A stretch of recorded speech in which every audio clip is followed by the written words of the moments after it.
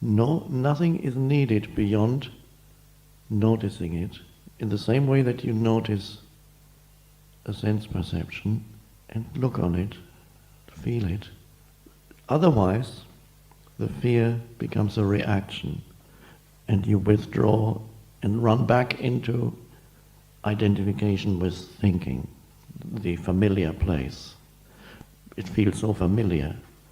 So then the fear pushes you, when you touch the space consciousness, sometimes it happens that fear arises. And then you touch it again, and you go, oh. And if you don't know that this is a very natural reaction, then the fear, you identify with the fear, you become the fearful entity that then withdraws again into the normal state of the. So to notice the fear is there brings about a freedom, so that the fear is not totally possessing you. You're not totally identified with the movement of fear. You can see the fear in your energy field and don't have to do anything. You allow that, and then you can look again at something, when the same thing that brought the fear. There is a gentleness when you allow the fear. There's a gentleness around it. Because so you're using the other portal now with the fear, which is allowing it to be. Then the fear itself is turned into a portal. First, it seems to prevent you from getting there.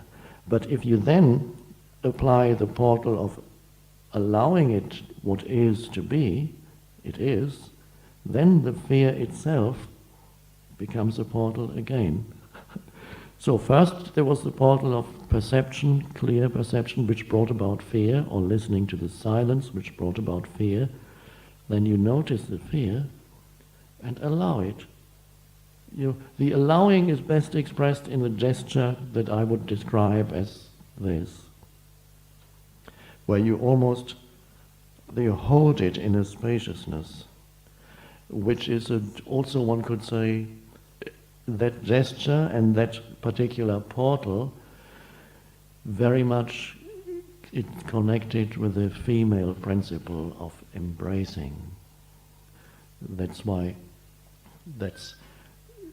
you see sometimes with Mary statues, the arms like that. But that is the female principle. There's enormous power in that holding, embracing, receptivity, and there's a gentleness there. So when you allow something, including fear, there is that an inner holding it within this larger spaciousness. And it might even help for a little while to actually hold your arms like that, and then, because you can almost feel the space around it.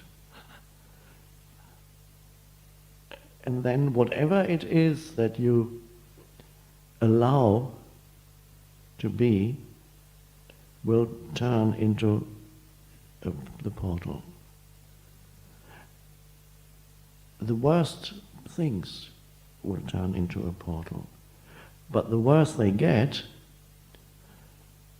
the deeper the yes would have to be, and the deeper the allowing.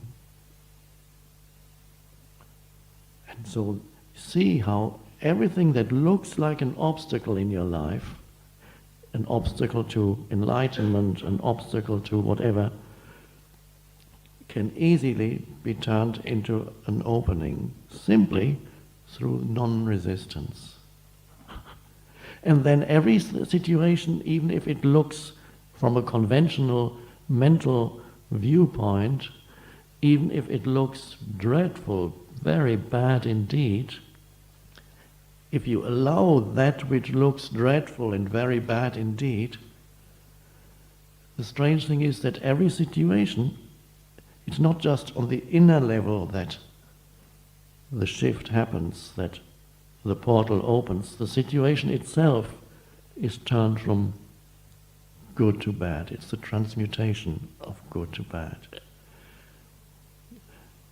It's not, there's a famous story, unfortunately I don't remember the details of it, there are different versions, when a poor farmer, a horse comes to him, a wild horse, and all the people in the village come to him and say, "Aren't you lucky? You're so lucky that this horse, you have a horse now."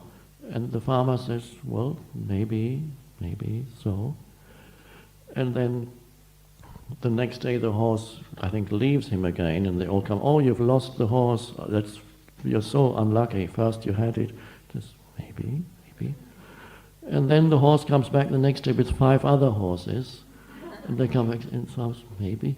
Then the farmer's son rides on the wild horse, and then he's thrown off and breaks his leg, and the villagers come and say, "Oh, poor man, he cannot help you with the harvest." And the farmer says, "Perhaps, maybe."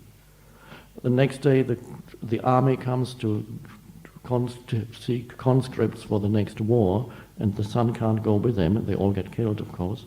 So the villagers come and say, "Aren't you lucky you kept your son because he has a broken leg?"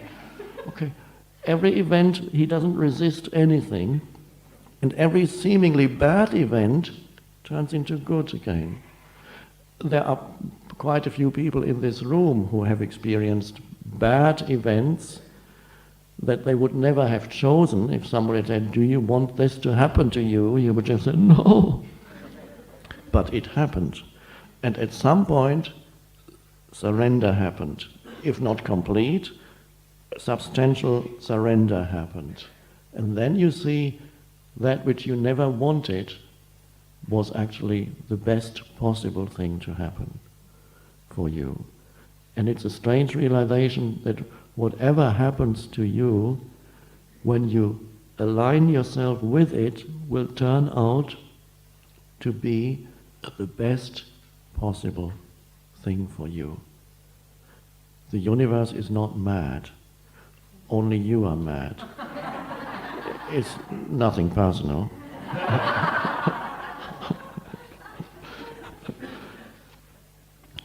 And of course, your madness is part of the universe too.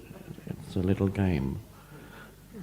So to see that whatever happens through the yes turns around.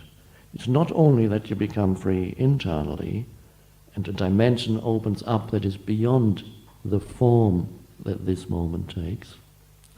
Even on the level of form, a shift happens and it turns around. And that's an amazing thing to realize.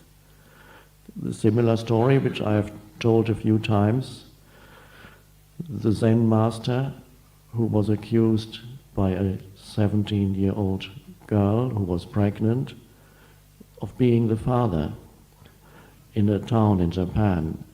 And the parents came to him and said, "She has just told us she's given birth to this baby, and she has just confessed to us that you are the father. When she came to see you 9 months ago, it happened.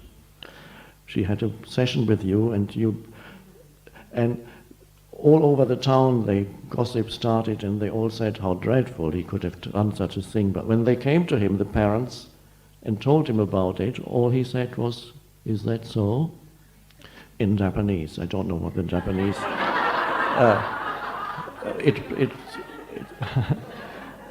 It may be something like, 'Ah, so,' or something like that. So the parents come and say, 'Here, we don't want this baby, it's your baby, you look after it.' First they say, 'You are the father,' and he didn't deny it. He said, 'Oh.' And then they said, 'Here, you have the baby, you look after it, we don't want it.' 'Is that so?' And then they left, and he started looking after the baby, feeding it, buying food. Nobody came to see him anymore because he had lost his reputation.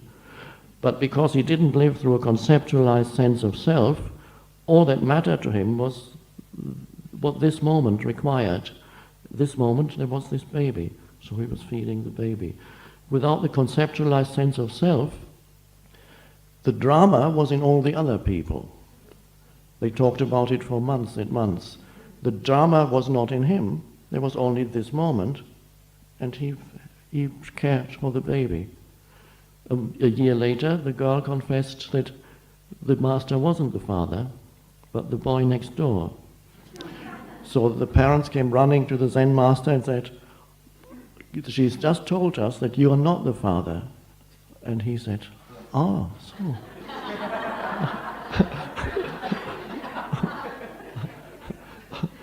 And so we are terribly sorry, we made a mistake. Yes, so. And can we have the baby back now, please? We want the baby now. Is that so? Okay, here it is. That situation, which is potentially a dreadful thing for the Zen master, turned into good, only good. The baby was brought up the first year of his or her life by a Zen master. That's a good start in life.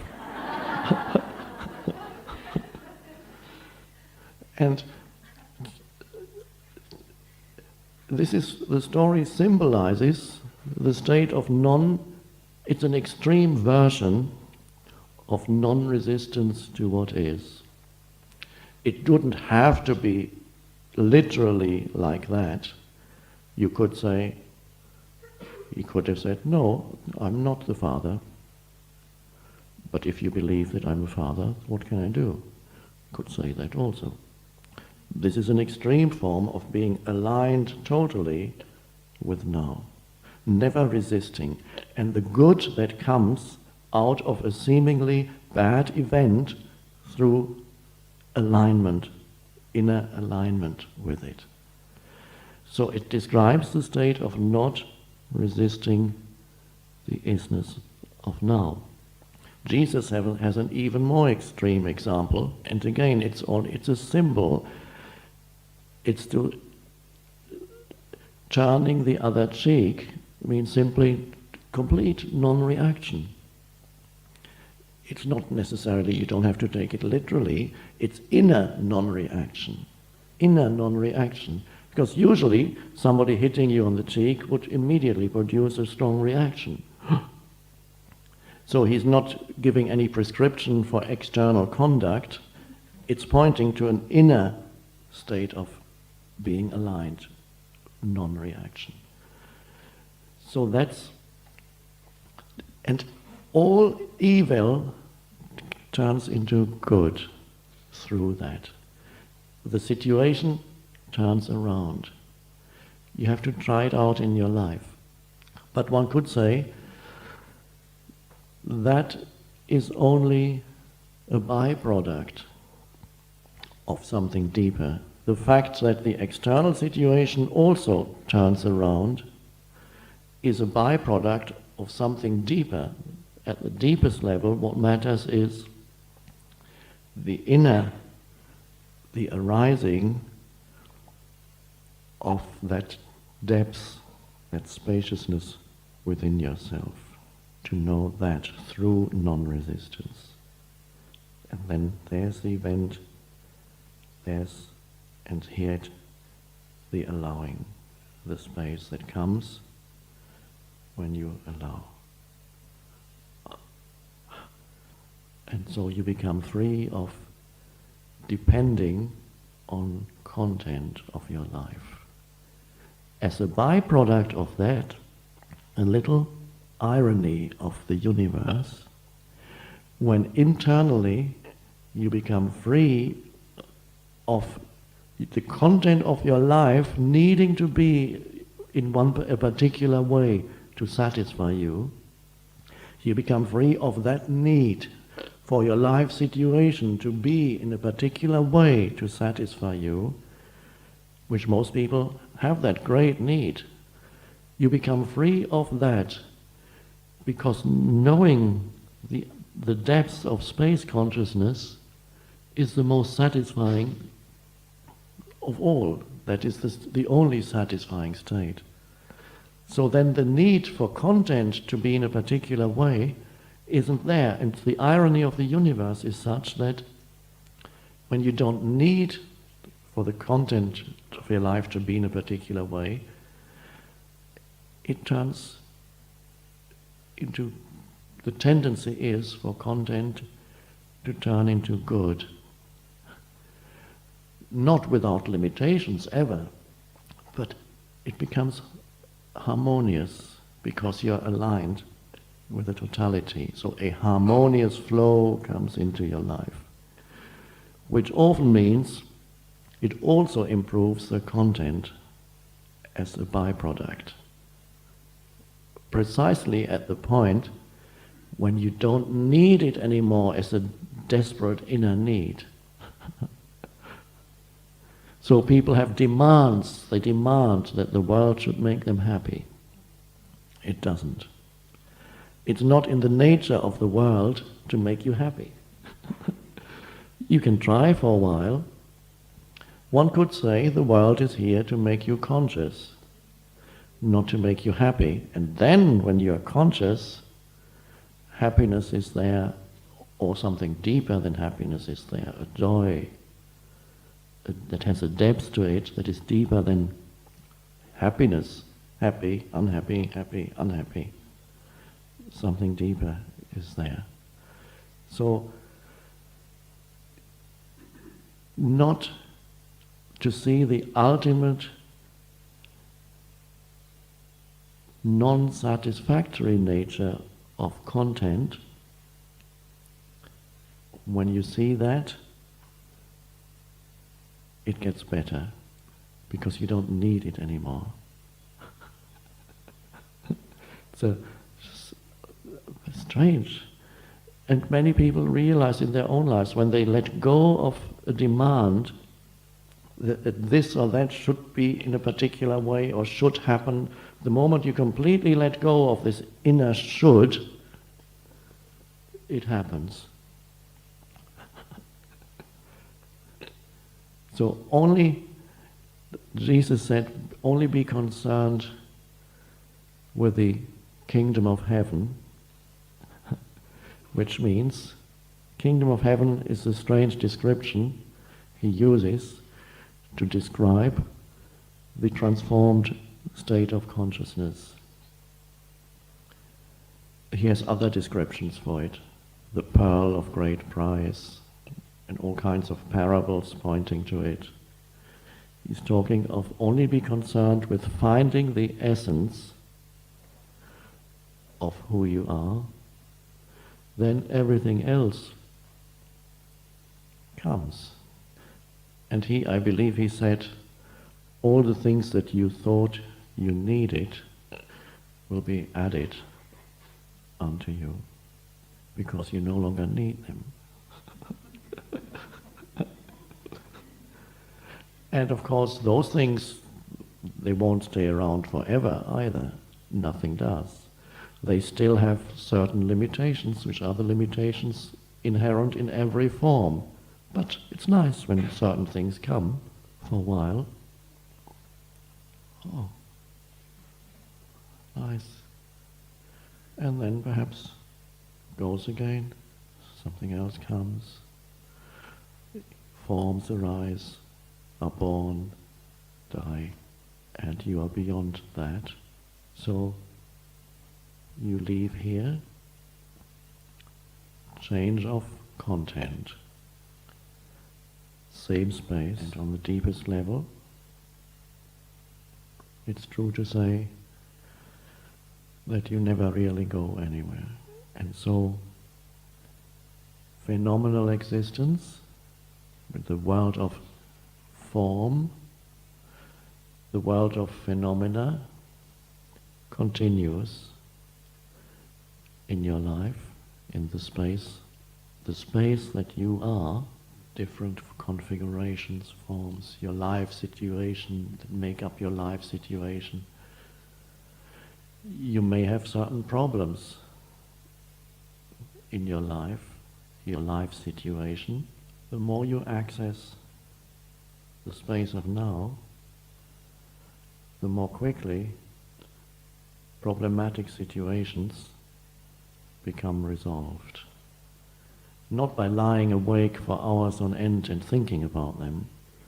They don't become resolved. In fact, they don't become resolved through thought. Thought may be a final form that your realization takes of what the answer is, sometimes. But problems do not become resolved through thought. They were actually created by thought in the first place. So it's only by going beyond thought that the problem suddenly disappears. It may not even become resolved. It disappears from your field of vision. It may reveal itself to be only a mind form. People carry problems around, many people, that have no existence whatsoever except as a thought form. For example, fear of certain things that may happen to me. He may leave me, she may leave me. What if this could happen? And this can develop as if it were an actual situation. And then you look more deeply, you see, we pointed at this briefly already. When you look more deeply, you see that the entire existence of the level of human problems are only thought forms, not reality. Only a challenge can be there in the reality of now. What are the problems in people's lives? Physical, relationship, financial, finding life purpose, profession, work problems, and ultimately all of them thought forms. Relationship problem. Let's talk about our relationship problems. Maybe we can work it out. Yes, up to a limited point, a little bit of talking may be helpful, like pain bodies. But unless presence arises in the relationship, you can't work it out. It's only the arising of space consciousness, of presence in the relationship, that it can deepen and it can go beyond problems and the need for problems. And as you know, that begins with listening to your partner when he or she speaks. The art of true listening. Listening in the field of aware presence, open. Not exclusively focusing on the content when you listen. The words, because then your vision becomes immediately content-based thought. You listen to the words and then your face goes, what do you mean? What do you mean by that? What do you? And immediately the reactive thought forms come up. No, that's completely untrue. I never said that. Why do you always accuse me of that? Yes, you always do. No, it's not true. I don't always do. There's no listening. There's just two mind forms. So not exclusively focusing on the form, because in true listening, you are there as space. You're not there as form. You can only truly listen if you are there as space, the space in which these words appear. And you allow them to appear. It's again, of course, connected with allowing what is to be completely. So you listen to another person, you are the space in which these words happen. And as you listen, You listen not in the as a reactive entity, but as receptive space. And that is the arising of presence, unconditioned consciousness in the relationship. And the words, if words come, are very different. If finally you do say something, those words are very different from words that arise out of the reactivity of the mind. So to be able to be with each other beyond the movement of thought and not try to solve the so-called problems of the relationship only on the level of thought. The same applies with not just partner relationships, relationships with children. Space. Give the child space. Be there as space, as spacious presence for the child. But if you're totally identified with a thought form which is father, mother, and you're totally identified with a role which is a thought form, a conditioned thought form, then you interact with a child only through the role of mother or father. And how this role identity thinks a father or mother should behave to be a good father or mother. And the way they should behave is to tell them what's best for you, because I'm a good father, I'm responsible for it. Do this, don't do that. No, don't, you must do this. Have you done that? You trying to be good. And you get totally identified in the role, and then the mother or the father becomes excessively only father, the mother is only mother, and for the rest of their lives they can't get out of the role. Then the mother becomes stifling. If you only know yourself as mother without any spaciousness beyond the role, to be a mother without spaciousness is stifling for the child. It's narrow.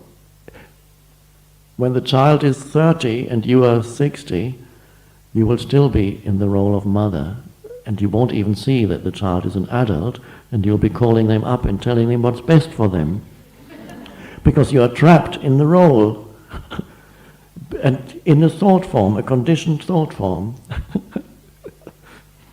And so, yes, you are also a mother, you are also a father, but that's a tiny aspect, that's the form aspect. And any role that you totally slip into and identify with, which is a conditioned thought form, limits you and limits other people. So whatever role you play in life, you will have to play some roles. That's because on the level of form, we have roles. But to be trapped in a role is to be trapped in thought, in a conditioned thought form. And then you yourself are imprisoned, and the role will further imprison other people, because it will only interact with other people as roles also. Because if you are trapped in the role of mother, for example, you will push the child into the role of child and keep the child imprisoned in the role of child until they are 50 and you die. And you still imprison them in the role of child, as you imprison yourself in the role of mother. Not that you cannot honor the form of being a mother, but all your profession. You can become I've seen people at universities so identified with their role of professor, after 30 years, they're totally that, and they speak like a book. And I sometimes, you can only watch and sometimes wonder, is there anything beyond the role left there? There's such identification with roles, and a few people are able to play their role, and yet something that is not conditioned remains as the essence, a spaciousness. And then always remains, there is a simplicity that remains, there is a gentleness that remains. You play the role, whatever your profession is, whatever your function in society is, you can honor it, but let it be there in the spaciousness of presence. And then you can be with a child not exclusively as your role, but you can be there in the child's life as spacious presence, and the child comes into that space. And then you don't talk to the child out of that like a mother talks to a child, a mother who knows better, of course, a child who always doesn't quite know what's best. No, from spacious presence, all is equal. And you actually speak to the child, words that come out of that are words that are being spoken to an equal. And you can listen to the child and be amazed how much wisdom can come off the child's mouth if you can only listen. Wisdom that if you were exclusively identified with the role, you wouldn't even hear, because you are convinced that the child doesn't know and you know, because it's the role of mother to know. And so all relationships never confuse the role with the depth of who that being is, and that depth is unconditioned. So the same in business. In many business interactions, people meet as their function, as their role. It's a prison. And it's liberating, and people who are not trapped exclusively in the role tend to be much more successful than people who are totally trapped in their role. Everybody loves them. It's little human interactions. Going to a restaurant, there is a human being playing the role of waiter or waitress. And temporarily, while you're sitting there, you are playing the role of customer. And people slip into these roles the moment they sit at a restaurant table, and the waiter imposes the role on you, and you impose the role of waiter on him or her. It's an absurd limitation of yourself and the other person. So can you be there when the waiter comes, or the waitress comes, a moment of spacious presence as the waiter or waitress comes into your field of vision? And you look, and then you honor the role that you are. You don't have to behave in a weird way. Then you say, I'd like the soup, followed by this and that. And the waiter also, the waiter tends to see you as your function there, as your role, and then traps you in that. If a waiter or waitress can be there for the customer also as spacious presence, that is so liberating. As a byproduct of that, they would get 3 times or 4 times the tips they would otherwise get. That's a little byproduct, because it is so liberating to be in the presence of presence. The space, anybody who comes to you offering space, people may not know why they feel so good. And so it's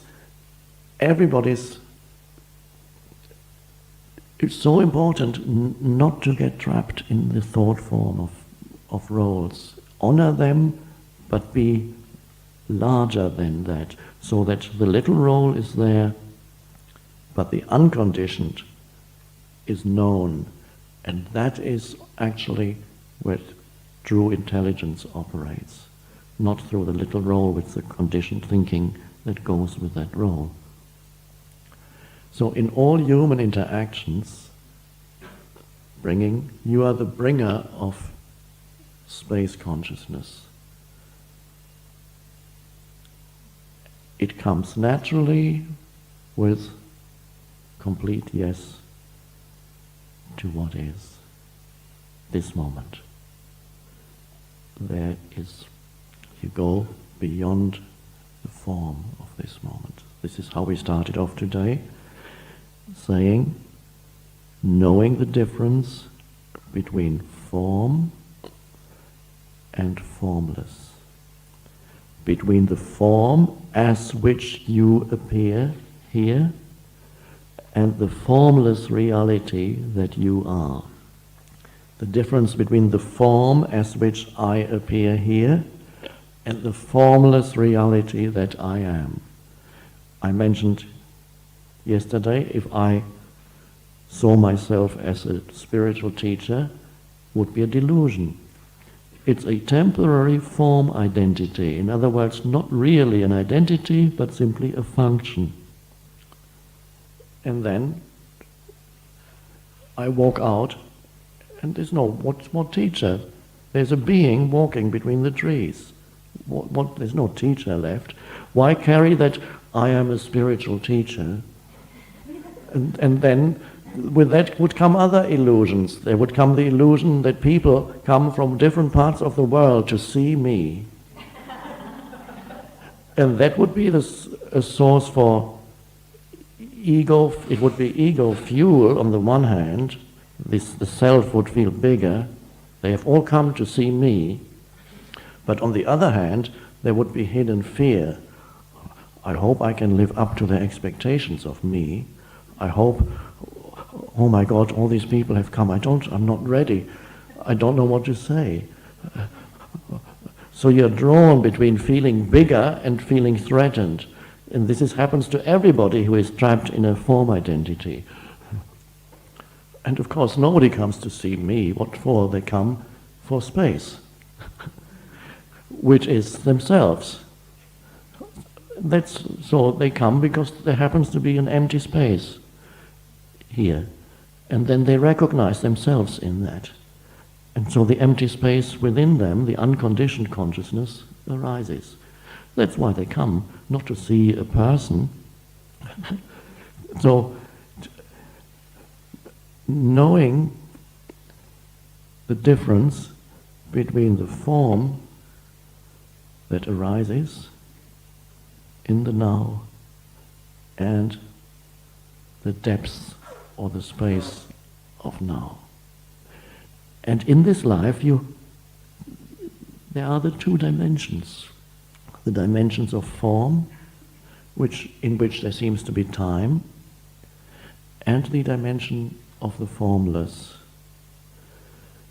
And most humans are lost in form in this world. You don't need to learn more about form. The world is full of learning about form. Universities are full of form knowledge.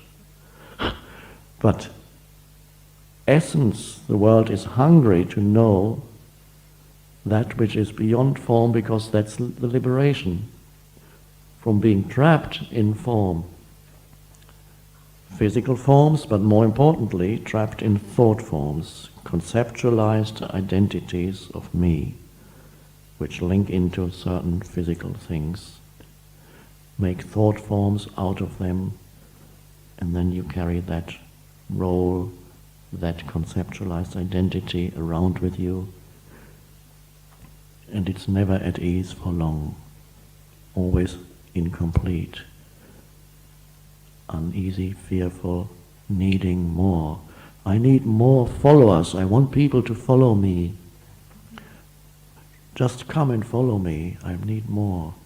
Enron Corporation, we need more capital, more money, more. In an absurd attempt of the ego to complete itself. So this is the madness of the level of form when you only know that. When you know that which is beyond form, the world of form is quite okay. Actually, quite nice. It's beautiful. There's a dance that goes on, the dance of form, of phenomenal, which you experience as you walk away from here. The space of now is filled with other forms, and the dance continues. So, the essence of our retreat is not something that is now going to recede into the past, the form of this retreat as an experience is about to move into past and become a thought form, as all forms do. Future, present, and it's gone. The essence doesn't move. This gathering was not about experiencing certain interesting events on the level of form, even though one or two of you may have done that. The essence of this is to see that which is deeper than content, sense perception and thought and emotion. Spaciousness, stillness, aware presence. Thank you for making this retreat possible. There would be no teaching without you. The ancient saying says, the teacher and the taught together produce the teaching. It's a single process. Ultimately, it comes out of you. Ultimately, you just recognized what you already knew, of course. The teaching comes out of you. Thank you to Marina for organizing this, and Christina and Kim and helpers. Many people have helped to make this happen. Enjoy what comes into the field of now, and you are not what happens. You are the space in which it happens. As long as you know that, there's no problem. There can't be.